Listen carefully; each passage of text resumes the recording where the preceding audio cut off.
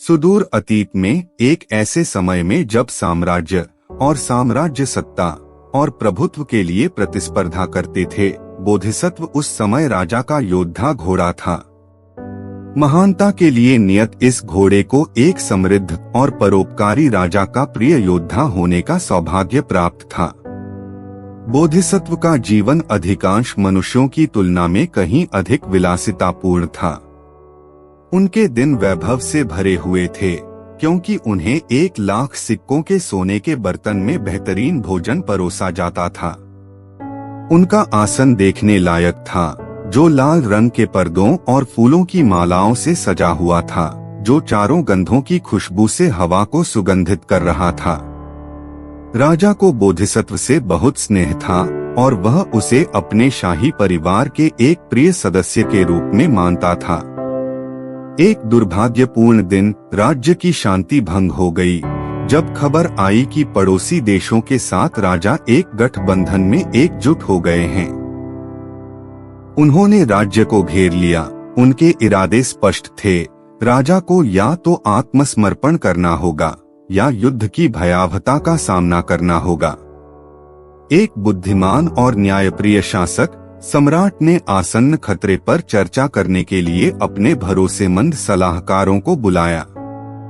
साथ में उन्होंने ऐसी कार्रवाई पर विचार विमर्श किया जो राज्य और उसके जीवन के प्रिय तरीके को संरक्षित करेगी। सावधानी पूर्वक विचार करने के बाद उन्होंने एक योजना तैयार की जो साहसी और रणनीतिक दोनों थी। उन्होंने अपने सबसे कुशल और साहसी सैनिक को, जो राजा के वफादार योद्धा थे, बोधिसत्व की पीठ पर युद्ध में भेजने का संकल्प लिया। इस साहसिक योजना का उद्देश्य अपने पड़ोसी देशों के राजा को सभी 7 दुश्मन सेनाओं के खिलाफ अकेले खड़ा करना था। यदि यह असाधारण तरीका विफल हो गया, तभी वे अपने राज्य की रक्षा के लिए वैकल्पिक रणनीति पर विचार करेंगे।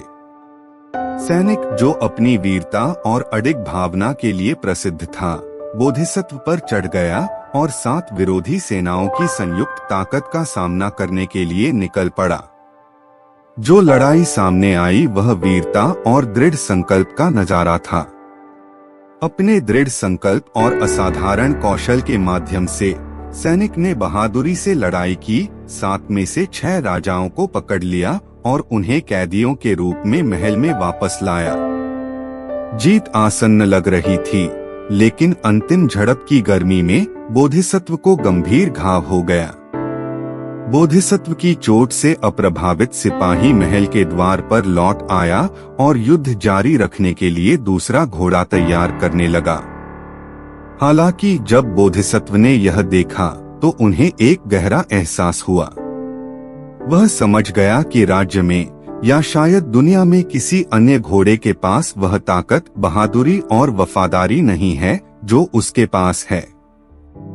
उसने समझ लिया कि यदि वह युद्ध के मैदान में नहीं लौटा तो सैनिक और राजा गंभीर खतरे में पड़ जाएंगे और राज्य भी खतरे में पड़ जाएगा। तभी बोधिसत्व ने एक निस्वार्थ और असाधारण निर्णय लिया। राज्य का भाग्य अपने चौड़े और महान कंधों पर रखते हुए बोधिसत्व ने सैनिक के साथ संवाद किया। अविश्वसनीय बलिदान का प्रदर्शन करते हुए उन्होंने सैनिक से रक्तस्राव रोकने के लिए उसके घाव पर पट्टी बांधने का आग्रह किया। स्थिति की तात्कालिकता को पहचानते हुए सैनिक ने तुरंत बोधिसत्व के घाव की देखभाल की। खून बहने के बाद वे एक बार फिर उठे और 7 राजाओं में से अंतिम और शायद सबसे दुर्जय का सामना करने के लिए निकल पड़े। युद्धभूमि तलवारों की टकराहट और घोड़ों की हिनहिनाहट से गूंज उठी। बोधिसत्व और सैनिक ने बेजोड़ वीरता के साथ लड़ाई की, 7वें राजा को पकड़ लिया और राज्य की जीत सुनिश्चित की। उनकी विजय की खबर जंगल की आग की तरह फैल गई और नागरिकों ने उनकी विजयी वापसी का स्वागत किया। राजा बोधिसत्व के बलिदान के लिए बेहद राहत महसूस कर रहे थे और आभारी थे। राजा व्यक्तिगत रूप से वीर जोड़ी का स्वागत करने के लिए महल से बाहर निकले। बोधिसत्व हालांकि अपने घावों से कमजोर हो गए थे, जानते थे कि उनका समय निकट था और उन्होंने राजा को ज्ञान और मार्गदर्शन के कुछ शब्द देने के लिए मजबूर महसूस किया। उसने राजा से विनती की कि वह पकड़े गए 7 राजाओं से प्रतिशोध न ले, बल्कि उन्हें उसके राज्य के खिलाफ फिर कभी युद्ध न करने की शपथ दिलाए। बोधिसत्व की आवाज हालांकि कमजोर हो रही थी, ज्ञान और करुणा की हवा के साथ गूंज रही थी। उन्होंने धार्मिकता और दान के साथ शासन करने के महत्व पर जोर दिया, क्योंकि वह समझते थे कि स्थायी शांति केवल परोपकार और निष्पक्षता के माध्यम से ही प्राप्त की जा सकती है।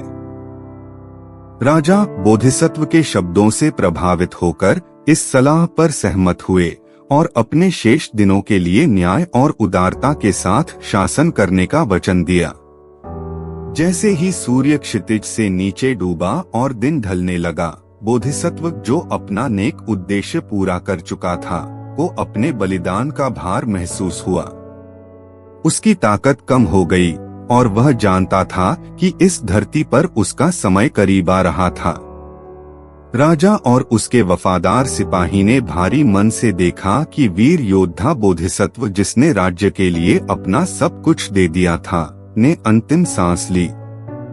राज्य में गहरा सन्नाटा छा गया, क्योंकि लोग एक सच्चे नायक बोधिसत्व के निधन पर शोक मना रहे थे। उनका नाम और कहानी राज्य के इतिहास में हमेशा अंकित रहेगी, जो उनकी अटूट निष्ठा और निस्वार्थ बलिदान का प्रमाण है। बोधिसत्व की कहानी वीरता, बलिदान, मनुष्यों और जानवरों के बीच स्थायी बंधन की एक कालातीत कहानी है।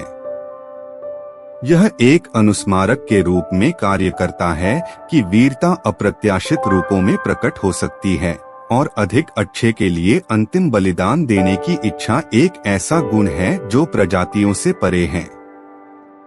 बोधिसत्व की विरासत साहस, निस्वार्थता और एक महान हृदय की स्थायी शक्ति के प्रतीक के रूप में जीवित है।